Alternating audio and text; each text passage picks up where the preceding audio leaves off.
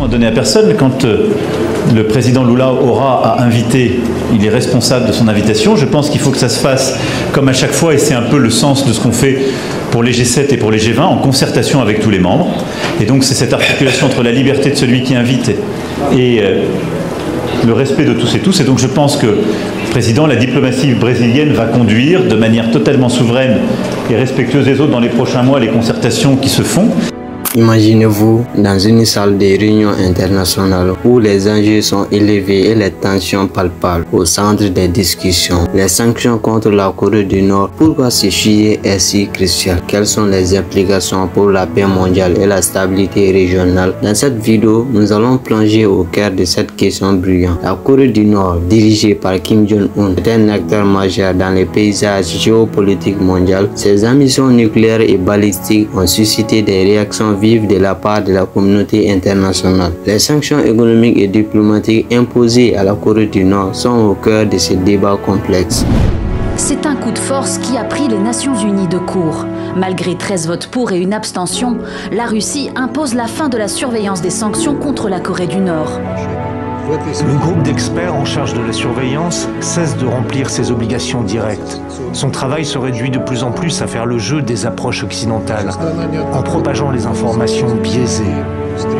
Ce vote de Moscou au Conseil de sécurité ne supprime pas les sanctions contre Pyongyang. Il signe cependant la fin du comité qui surveille leur mise en œuvre. Plusieurs pays, dont les États-Unis, le Japon et la Corée du Sud, n'ont pas hésité à exprimer leur indignation dès la fin du vote.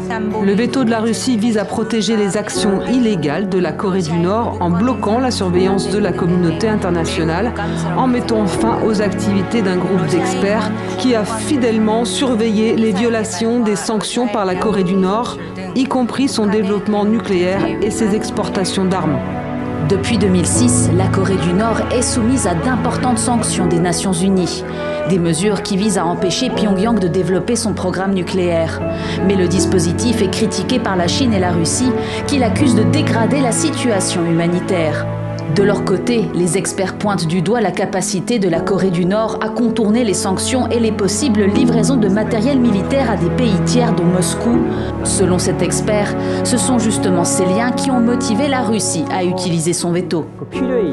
On peut dire que la Russie a fait preuve d'une volonté de donner à la Corée du Nord une certaine marge de manœuvre en exerçant son droit de veto sur les sanctions au niveau de l'ONU. La Russie et la Corée du Nord coopèrent par nécessité. Principal soutien économique de Pyongyang, la Chine a elle aussi fait savoir qu'elle refusait de soutenir aveuglément les sanctions contre la Corée du Nord. Avec le veto russe, le mandat du groupe de surveillance pourrait se terminer à la fin du mois d'avril.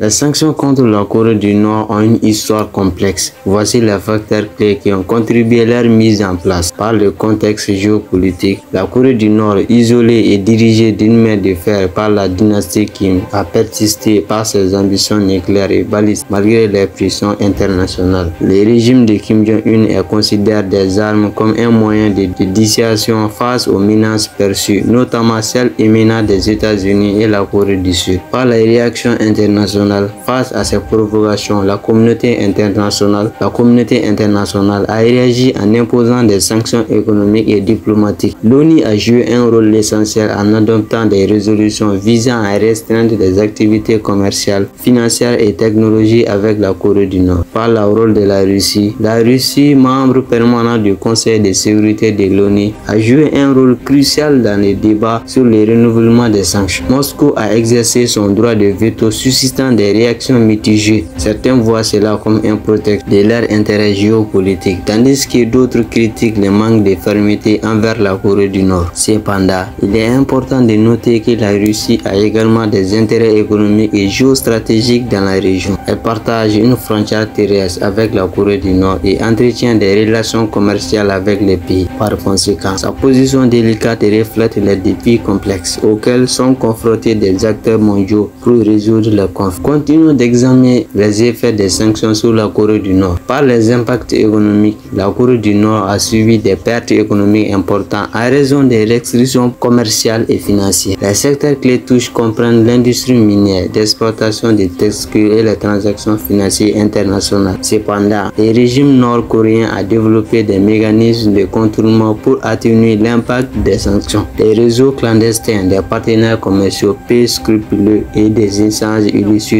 ont permis à certains biens et capitaux de circuler malgré les restes. Par la tension régionale, les menaces nucléaires nord-coréennes a créé une instabilité dans la région. Les pays voisins tels que la Corée du Sud et le Japon ont renforcé leur système de défense et leur capacité de surveillance. La Russie, en tant qu'acteur régional, doit jongler entre ses intérêts économiques et sa responsabilité envers la stabilité régionale. Moscou a cherché à maintenir un équilibre délicat entre les soutenir des sanctions et préserver ses relations commerciales avec la Corée du Nord. Par la perspective d'avenir, la dénucléarisation reste un objectif lointain. Les négociations entre la Corée du Nord, les États-Unis et d'autres acteurs internationaux ont connu des hauts et des bas. La diplomatie continue d'être essentielle pour éviter une escalade dangereuse. La Russie, en tant que membre du Conseil de sécurité de l'ONU, peut jouer un rôle clé dans la recherche des solutions pacifiques. En tant qu'observateur attentif des affaires internationales, je crois que les sanctions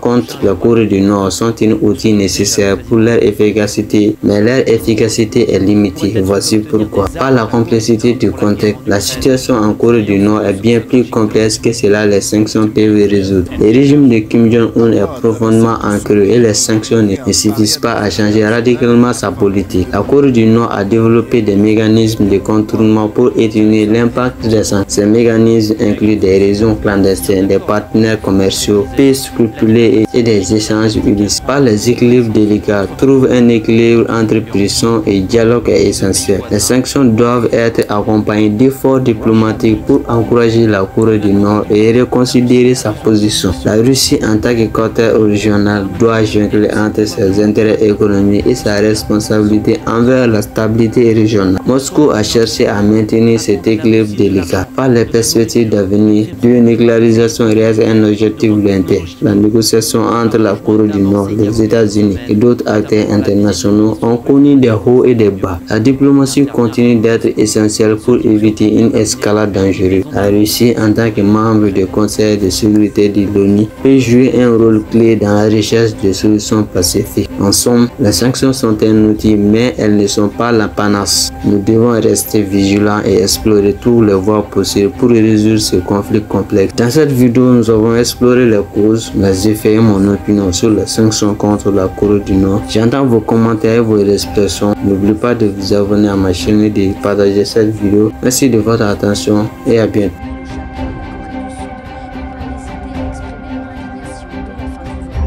Le veto de la Russie vise à protéger les actions illégales de la Corée du Nord en bloquant la surveillance de la communauté internationale, en mettant fin aux activités d'un groupe d'experts qui a fidèlement surveillé les violations des sanctions par la